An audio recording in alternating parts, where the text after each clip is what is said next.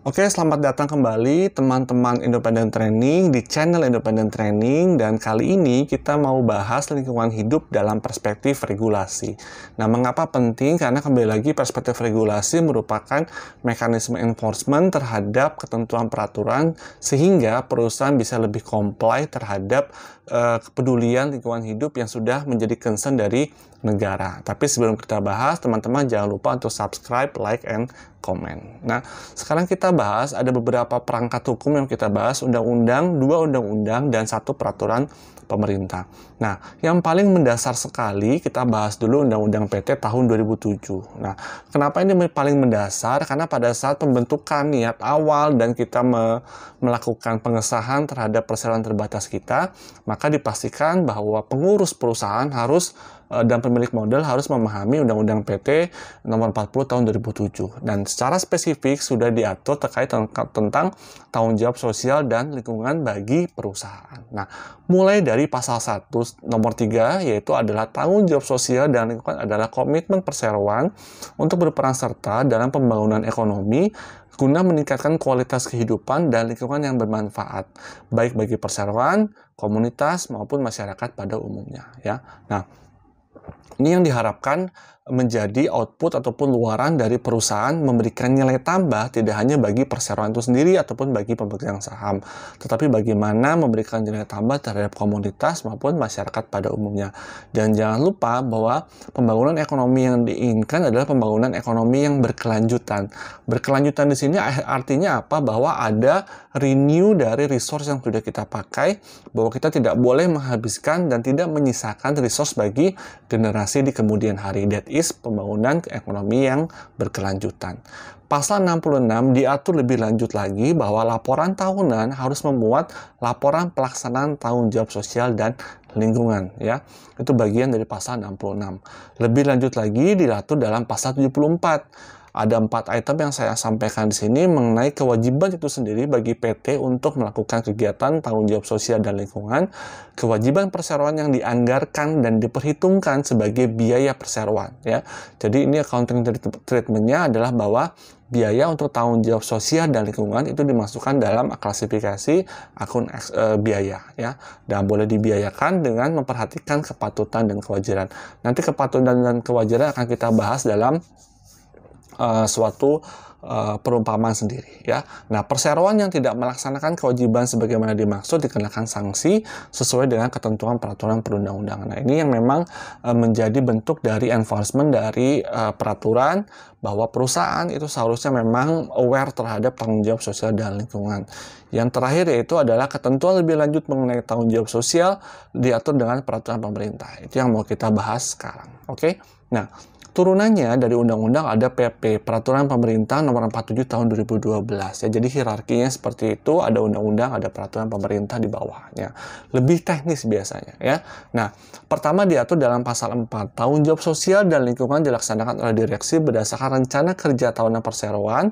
Ada rencana kerja setelah mendapatkan persetujuan Dewan Komisaris ataupun RUP sesuai dengan anggaran dasar perusahaan, kecuali ditentukan lain dalam peraturan perundang-undangan. Ya, memang sejauh ini saya belum pernah melihat adanya RUPS yang membahas secara khusus tentang kegiatan tanggung jawab sosial dan lingkungan. Tapi biasanya disampaikan dalam RUPS apa saja yang sudah menjadi tanggung jawab sosial perusahaan yang sudah dilakukan oleh perusahaan. Tapi biasanya diskresinya dari pemegang saham diberikan kepada direksi. Nah, direksi nanti akan melaporkan seperti itu berdasarkan rencana kerja tahunan perseroan. Jadi memang harus sudah di planning kira-kira akan melakukan tanggung jawab sosial, kegiatannya seperti apa bentuknya, ya. Nah, itu adalah pasal 4 dari Peraturan Pemerintah Nomor 47 Tahun 2012, ya. Nah, kepatutan dan kewajaran yang tadi sudah dibahas di Undang-Undang PT dijabarkan dalam penjelasan dari Peraturan Pemerintah Nomor 47 Tahun 2012. Yang dimasukkan dengan kepatutan dan kewajaran adalah kebijakan perseroan yang disesuaikan dengan kemampuan keuangan perseroan dan potensi risiko yang mengakibatkan tanggung jawab sosial dan lingkungan yang harus ditanggung oleh perseroan sesuai dengan kegiatan usahanya yang tidak mengurangi kewajiban sebagaimana yang ditetapkan dalam ketentuan peraturan perundangan yang terkait dengan kegiatan usaha perseroan. Nah, jadi kepatutan dan kewajaran ini adalah disesuaikan dengan kemampuan keuangan perseroan. ya. Kemampuan keuangan perseroan berbeda-beda. Pada saat kondisi tertentu beberapa perusahaan mengalami loss, maka tidak bisa dipaksakan untuk biaya tanggung jawab sosial dan lingkungan. Dan kembali lagi harus memperhatikan kegiatan usahanya serta tidak mengurangi kewajibannya, ya, sebagaimana yang ditentuai dalam ketentuan peraturan perundang-undangan. Artinya apa? Perusahaan memiliki kewajiban pembayaran gaji, pembayaran hutang kepada supplier itu menjadi concern utamanya, ya. Jadi tidak boleh mengatasnamakan CSR kemudian semua biaya difokuskan kepada CSR tapi kita mengabaikan beberapa kewajiban kita sebagai perseroan. Itu memang tidak diharapkan dan sudah diatur dalam klausal kepatutan dan kewajaran, ya. Kita lanjutkan kembali. Ini adalah Undang-Undang Nomor 32 Tahun 2009 tentang Perlindungan dan Pengelolaan Lingkungan Hidup, ya. Nah, undang-undang ini mengatur secara khusus terkait tentang lingkungan hidup itu sendiri dan bagaimana definisi-definisi yang memang harus menjadi perhatian perusahaan seperti AMDAL, dumping ataupun pembuangan limbah, apakah itu limbah. Nah, itu diatur dalam lingkungan hidup, ya. Nah, kita bahas yang pertama pasal 1. Lingkungan hidup adalah kesatuan ruangan dengan semua benda, daya, keadaan, dan makhluk hidup, termasuk manusia dan perilakunya yang mempengaruhi alam itu sendiri. Kelangsungan perikehidupan dan kesejahteraan manusia serta makhluk hidup lain, ya. Nah, jadi kita memang harus memperhatikan kembali bahwa lingkungan hidup itu memang tidak hanya terdiri dari manusia saja. Ya, di dalamnya ada makhluk hidup lain yang memang memerlukan perhatian ataupun atensi kita dalam rangka mempertahankan ekosistem mereka. Bagaimana kita tidak membuang limbah ke dalam ekosistem laut, ke dalam ekosistem sungai, bagaimana kita tidak merusak ekosistem seperti pohon dan segala macam lainnya, ya. Yang tadi sudah dibahas juga adalah pembangunan berkelanjutan. Pembangunan berkelanjutan juga kembali diulang dalam Undang-Undang Nomor 32 Tahun 2009. Apakah definisinya? Upaya sadar dan terencana yang memadukan aspek lingkungan hidup, sosial, dan ekonomi ke dalam strategi pembangunan untuk menjamin keutuhan lingkungan hidup, serta keselamatan, kemampuan, kesejahteraan, dan mutu hidup generasi masa kini dan generasi masa depan. Berkelanjutan, seperti yang sudah saya sampaikan sebelumnya bahwa kita tidak boleh kita tidak boleh untuk memfokuskan, kita tidak boleh untuk mengeksplor apa yang saat ini tanpa kita menyisakan, tanpa kita meregenerasikan untuk pembangunan berkelanjutan ataupun generasi ke depan. Ya, bisnisnya harus bersifat sustain terhadap generasi yang akan datang. Pembangunan berkelanjutan. Kita lanjutkan kembali. Nah, beberapa perusahaan, kalau teman-teman mungkin pernah mendengar, ada yang namanya AMDAL. Nah, AMDAL itu atau analisis mengenai dampak lingkungan hidup. Nah, ini ternyata sudah diatur di dalam Undang-Undang Nomor 32 tadi, yang mengatur bahwa AMDAL itu adalah kajian mengenai dampak penting suatu usaha dan atau kegiatan yang direncanakan pada lingkungan hidup yang diperlukan bagi proses pengambilan keputusan tentang penyelenggaraan usaha dan atau kegiatan. Memang tidak semua perusahaan memerlukan AMDAL, tapi beberapa bisnis tertentu memang memerlukan analisis dampak lingkungan hidup, terutama yang menggunakan ataupun melakukan exposure pada lingkungan hidup dalam proses bisnisnya, ya. Nah, pencemaran lingkungan hidup. Apa yang dimaksud dengan pencemaran lingkungan hidup? Adalah masuk atau dimasukkannya. Jadi mungkin ada niat intensi secara sengaja maupun tidak sengaja, baik itu makhluk hidup, zat, energi, dan atau komponen lain ke dalam lingkungan hidup ala kegiatan manusia, sehingga melampaui baku mutu lingkungan hidup yang telah ditentukan. Ya, jadi memang adanya kegiatan yang memang secara niat maupun tidak niat, baik itu berupa zat, makhluk hidup, zat, energi yang dimasukkan ke dalam lingkungan hidup, ya, oleh kegiatan manusia itu sendiri sehingga melampaui baku mutu lingkungan hidup yang telah ditentukan. Itu adalah definisi dari pencemaran lingkungan hidup yang perlu menjadi perhatian, terutama beberapa bisnis dengan exposure alam yang cukup tinggi, ya. Nah, kita lanjutkan kembali. Apakah yang dimaksud dengan perusakan lingkungan hidup? Sejauh mana bisa didefinisikan sebagai perusakan?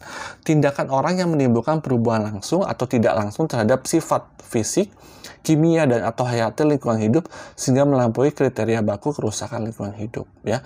Itu adalah definisi dari perusakan lingkungan hidup, ya, yang menimbulkan perubahan langsung ataupun tidak langsung terhadap sifat fisik, kimia, ataupun hayati lingkungan hidup, ya. Nah, bagaimana dengan limbah? Sering sekali kita dengar di berita-berita bahwa beberapa perusahaan mengeluarkan limbah. Sebetulnya limbah itu apa? Definisinya adalah sisa suatu usaha dan atau kegiatan, ya. Limbah didefinisikan sebagai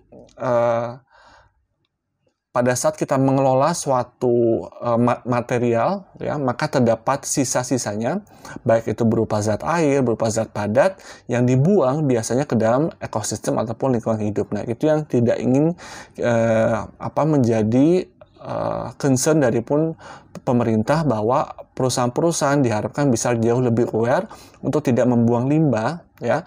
Nah, ini mungkin harus bisa dimulai juga dari beberapa UMKM yang memang seperti laundry baju dan lain sebagainya, yang memang memiliki limbah, ya. Pada saat kita mencuci baju, laundry baju, maka ada limbah-limbah yang memang harus diperhatikan, dan mungkin ini menjadi awareness bersama, tidak hanya untuk PT-PT yang memang sudah diatur secara tegas. Oke.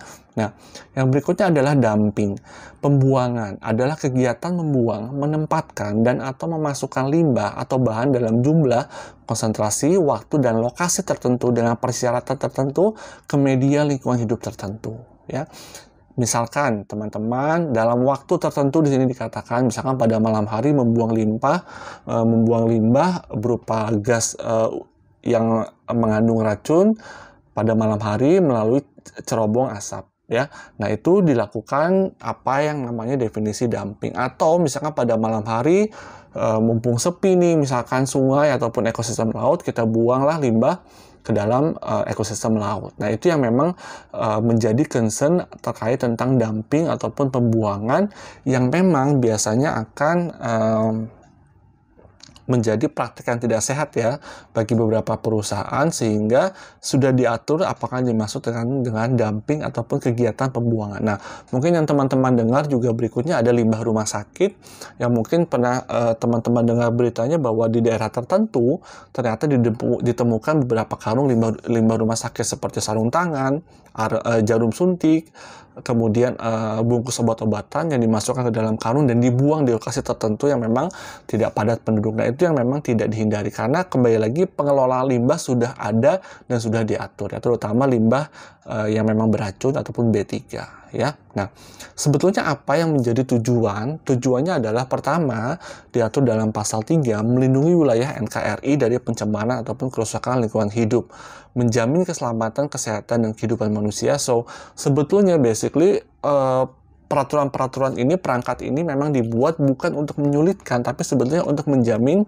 kelangsungan hidup kita sebagai manusia, menjamin kelangsungan hidup makhluk hidup lainnya dan kelestarian ekosistem, menjamin kelestarian fungsi lingkungan hidup, dan yang berikutnya adalah mencapai keserasian, keselarasan, dan keseimbangan lingkungan hidup. Ya, jadi memang di dalam kita menata perekonomian ini, memang kita tidak boleh fokus ke dalam perusahaan kita saja, ya, tapi lebih kepada kita juga harus memperhatikan keseimbangan lingkungan hidup. Bagaimana makhluk hidup lain juga memerlukan suatu lingkungan yang sehat, terutama adalah manusia itu sendiri. Nah, itu yang menjadi tujuan dan sudah diatur dalam Undang-Undang Lingkungan Hidup, sehingga negara juga bisa melakukan intervensi sebagai bentuk dari campur tangan pemerintah, bahwa penegakan ataupun pencapaian profit perusahaan tidak boleh mengabaikan hal-hal yang merusak lingkungan hidup. Nah, oke teman-teman, itu kurang lebih bahasan untuk men-trigger bagaimana kaitannya CSR dan regulasi terkait tentang lingkungan hidup. Semoga konten ini bermanfaat. Ketiga instrumen tadi bisa memberikan nilai tambah bagi teman-teman yang sedang membahas tentang ASL, CSR, ataupun tentang lingkungan hidup. Oke teman-teman, tetap stay terus di channel Independent Training.